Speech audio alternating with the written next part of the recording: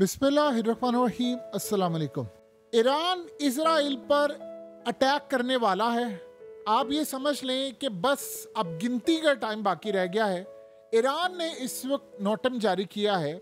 ये असल में जो नोटम होता है इसका मतलब ये इन्होंने बताया दुनिया को, नवंबर 6 2024 तक ये नोटम जारी किया है।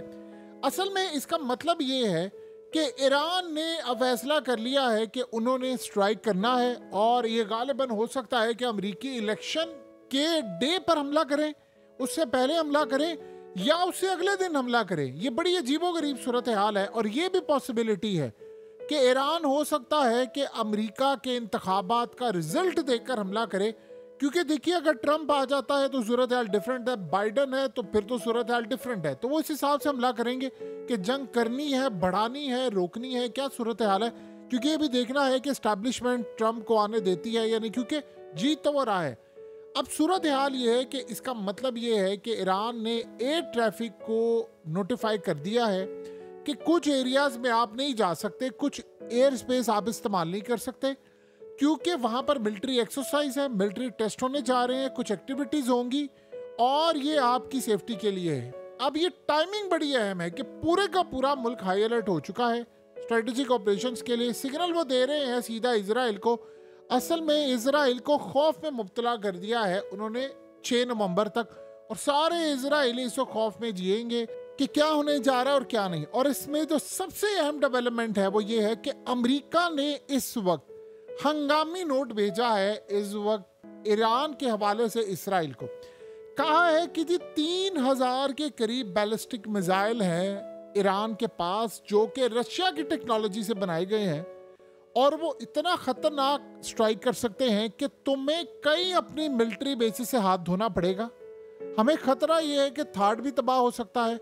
हमें खतरा ये है कि इसराइल के कोने कोने को हिट किया जा सकता है और हमें खतरा सबसे बड़ा ये है कि इसराइल को अपने कई तैयारों से F-35 से लेकर बहुत सारी चीज़ों से हाथ धोना पड़ सकता है। और उससे भी ज़्यादा खतरनाक सूरत हाल ये है, जिन 100 ऑपरेशंस के अंदर हिस्सा लेने वाले तैयारे जेट्स थे उन सबको निशाना बनाने की इस वक्त तैयारी है।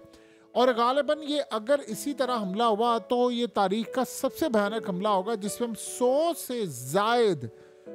से ज़ायद इजराइल के तैयारे हिट होते हुए देखेंगे। और इसमें एक और भी सूरत हाल का आप अंदाज़ा कर लें, ये अभी तक अंदाज़ा नहीं हो पाया कि ईरान ने इसके बाद डायरेक्ट हमला करना है अमेरिका के एयरक्राफ्ट कैरियर्स पर, अमेरिका के बॉम्बर्स पर, क्योंकि उन्होंने कहा था कि अमेरिका भी इसमें शामिल है। इराक की एयर स्पेस इस्तेमाल की गई है। अब जो सूरत हाल सामने आ रही है उसमें एक बड़ा अजीबोगरीब टर्न होने वाला है और ये बड़ा अजीबोगरीब मामला होगा कि वो जॉर्डन की एयर स्पेस को इस्तेमाल करने के लिए जॉर्डन को भी हिट करने के लिए जा रहे हैं। ये बड़ा अजीबोगरीब मामला है। देखिए जॉर्डन जो मर्जी कहता रहे कि जी मैंने नहीं किया, फलाना नहीं किया, जॉर्डन बुरी तरह इजराइल के साथ शामिल है। इनको वैसे अंदाजा नहीं है इस बात का कि इसराइल ने जो नक्शे बनाए हैं उसमें जॉर्डन जो है, उर्दन जो है, उसको उन्होंने हासिल करना है। ये अगर समझ कर बैठे हुए नहीं जी नहीं वो फलाना, ये आप जितनी मर्जी यारियां डालें इजराइल के साथ, आप जो मर्जी कर ले, अगलों ने आपका मुल्क खाना ही खाना है। वो उनके सगे हुए नहीं हैं जिन्होंने फ़लस्तीन ने उनको जगह दी थी। जब इनको दुनिया से निकाला जा रहा था, ये खुद आ रहे थे, तो उन्होंने इनको जगह दिया है रहने के लिए। अगलों ने उनका मुल्क खा लिया है तो आपका छोड़ेंगे वो? तो इस सारी सूरत हाल में एक स्ट्रेटजी ये सामने आ रही है कि ईरान ने पिछली दफ़ा जब हमला किया था तो आपको याद होगा कि जॉर्डन ने रोका था। अगली दफ़ा खैर उन्होंने हमला ही बड़ा तबाहकुन किया कि जॉर्डन क्या उसके जो यानी बड़े हैं अमेरिका और वहाँ पर जो डिफेंस सिस्टम लगे थे वो ही नहीं रोक पाए। लेकिन अब की दफ़ा वो कह रहे हैं कि जॉर्डन की एयर स्पेस इस्तेमाल हुई है और वो एयर स्पेस इस्तेमाल की है इसराइल ने और उन्होंने हमला किया है।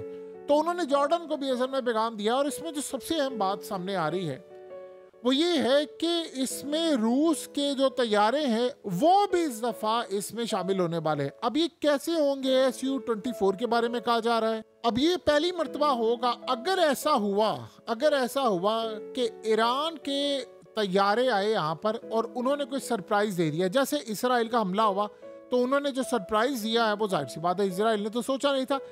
आप समझें इस बात को अच्छी तरह, इसराइल की बुक्स के अंदर इस वक्त ईरान को मुकम्मल तौर पर आधा कम से कम ईरान तबाह हो चुका होता। इसराइल का प्लान क्या था कि हम ईरान के मिलिट्री साइट्स तबाह करेंगे, इनके 1,500-2 हज़ार फौजी मारेंगे, इनके सारे डिफेंस सिस्टम तबाह करेंगे, न्यूक्लियर फैसिलिटीज़ तबाह करेंगे, इनके पावर प्लांट्स हिट करेंगे, साइबर हमला करेंगे, ट्रेन्स बंद करेंगे, फलाना करेंगे, ये तमाम चीज़ें कर देंगे। हम इनकी फ़ौज को कर देंगे नकारा, इनकी एयरफोर्स को कर देंगे नकारा।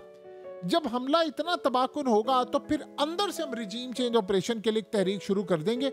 वहाँ पर जाहिर सी बात है फ़ौज कमज़ोर हो जाएगी, अवाम को सड़कों पर ले आएंगे। ये था प्लान, और प्लान तो उनका कामयाब नहीं हुआ। उनकी बुक्स के अंदर तो अभी तक ये होना था कि इसराइल ने मुकम्मल तौर पर ईरान को तबाह कर दिया। अब ईरान काम क्या कर रहा है, वो असल में प्लान बनाकर बैठे हैं, और जो सामने चीजें आ रही हैं कि ट्रू प्रॉमिस 3 यानी वादा सादिक जो है वो करने जा रहे हैं, जो इन्होंने ऑपरेशन का नाम रखा हुआ है कि ईरान की एयरफोर्स वो SU-34 और पता नहीं क्या कुछ वो एयरक्राफ्ट असल में जा रहे हैं लेकर हमला करने के लिए इजराइल पर। और जो सबसे बड़ी बात है, जो अभी तक के मामला सामने आ रहे हैं, देखिए अब आपके पास चाहे छोटे लेवल के तैयारे हो, F-15 हो, F-16 हो या कुछ भी हो, आज के दौर में आप इवन के छोटे से ड्रोन्स भी क्यों ना हो, अगर आपने अगले मुल्क का रेडार सिस्टम जैम कर दिया, आपने उनके रेडार सिस्टम को मुकम्मल तौर पर डिसेबल कर दिया, आप एक पत्थर भी मारेंगे तो वो हिट करेगा। जैसे आपने देखा नहीं, अब आपकी स्क्रीन पर ये जो मनाजिर चल रहे हैं, ये क्या मनाजिर हैं? ये आज के मनाजिर हैं कि हिजबुल्लाह के स्मॉल ड्रोन्स, स्मॉल, ये जिसको हम स्वाम ड्रोन्स भी कहते हैं, छोटे से ड्रोन्स, वो इजराइल में घुसे और वो चलते गए अंदर मुख्तलिफ लोकेशन पर घंटे तक घूम ही रहे हैं, कभी इधर कभी उधर कभी उधर, और उसके पीछे अपाचे हेलीकॉप्टर्स हैं और वो उसको चेज डाउन कर रहे हैं। अब आप ये सोचें कि क्या है, क्योंकि उन्होंने रेडार सिस्टम उनका डिसेबल किया था, वो ट्रैक ही नहीं हो पाए, वो ना तो आयरन डोम ने पकड़े ना कुछ। तो ईरान अगर इस दफा तैयारे लेकर कोई भी जाता है, चाहे वो रूस से ले, वक्ती तौर पर ले या कुछ ले, और जाकर उनको हिट करके आता है और इसराइल के सारे रेडार सिस्टम जाम होते हैं, ये आप समझ लें कि पहला मुल्क होगा ईरान जो इसराइल की हदूद में खाली मिसाइल नहीं, वहां पर तैयारे लेकर जाए, हिट करके आए और वापस आए। देखिए ईरान के लिए सबसे ज्यादा आसान है, वो शाम में तैयारे लैंड करवा सकते हैं, वो इराक की एयर स्पेस इस्तेमाल कर सकते हैं, वो ईरान वापस आ सकते हैं, उनको कोई मसला नहीं है, वो लिबनान में भी जा सकते हैं, कहीं भी जा सकते हैं। मसला इसराइल को है। इसराइल का ये जो हमला हुआ है, अगर जॉर्डन की एयर स्पेस ना होती, शाम से ये ना जाते, या इराक की एयर स्पेस ना होती, तो फिर आप देखिए कैसे आते। अगर अंदर के लोग मदद ना करते तो ये ऑपरेशन यहां तक इस लेवल पर हमला भी नहीं होता। सो अब ईरान ने तो बड़ी क्लियर सूरत हाल क्लियर कर दी है, उन्होंने इजराइल को पकड़ना है गले से। ये हम तारीख का सबसे अहम तरीन हमला देखने जा रहे हैं। आप उसका अंदाजा यहां से लगा सकते हैं कि डेली बेसिस पर इजराइल के अंदर खौफ है, पैनिक है। वही कह रहे हैं पता नहीं क्या होगा, हम हमला रोक पाएंगे नहीं रोक पाएंगे। उनको इस बात का सबसे ज्यादा खदशा है कि रेडार सिस्टम हमारे उड़ा देने हैं, साइबर हमले होंगे, हमारे मुल्क के जहाज जितने भी यानी एयरफोर्स के हैं वो तबाह कर देंगे, और उनके जेट्स तबाह होंगे, कितना कुछ तबाह होगा। क्योंकि दो बातें आप जेहन में रखिएगा, इजराइल ने जो हमला किया है उसको 90% इंटरसेप्ट कर लिया था ईरान ने। ईरान ने जो हमला किया उसको 10% सिर्फ रोक पाया है इजराइल। और उन्होंने जो तबाही की है, इस दफा उन्होंने पहले यानी सैटेलाइट की इमेजेस लेना शुरू कर दिए कि जब हम दोबारा मारेंगे तो पूरी दुनिया को हम बताएंगे कि हमने हमला क्या किया। सो इस वक्त की सूरत हाल का आप अंदाजा लगा सकते हैं कि इसराइल कितना पैनिक में है। ईरान मिलिट्री एक्सरसाइज करे।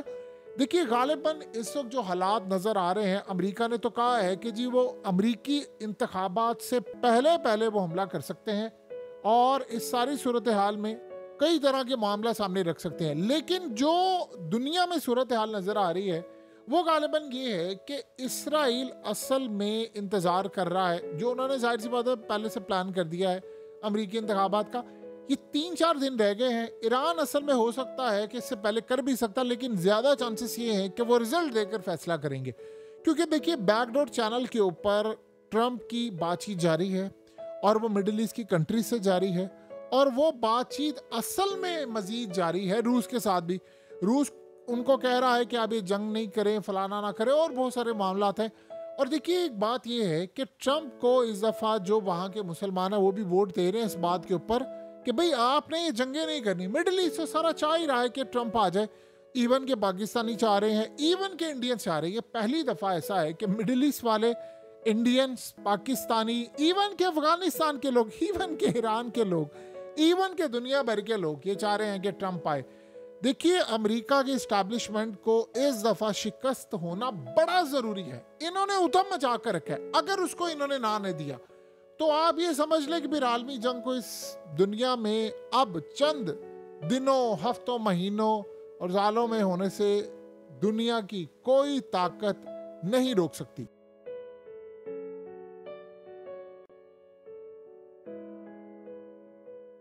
हकीकत टीवी को सब्सक्राइब करना मत भूलें, वीडियो को लाइक करें, शेयर करें और कमेंट सेक्शन में अपनी राय का इजहार ज़रूर करें।